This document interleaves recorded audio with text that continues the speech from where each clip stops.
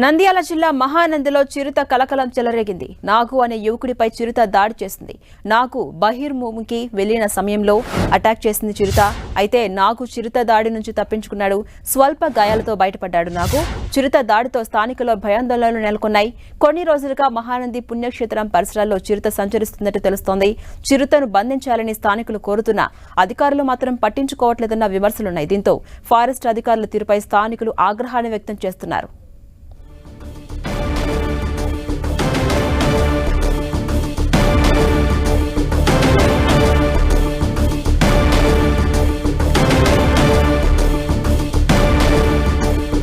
నంద్యాల జిల్లా మహానందిలో చిరుత కలకలం చెలరేగింది. చిరుత సంచరిస్తున్న దృశ్యాలు మనం 10 టీవీ స్క్రీన్ మీద కూడా చూడొచ్చు. నాగు అనే యువకునిపై ఈ చిరుత దాడి చేసింది.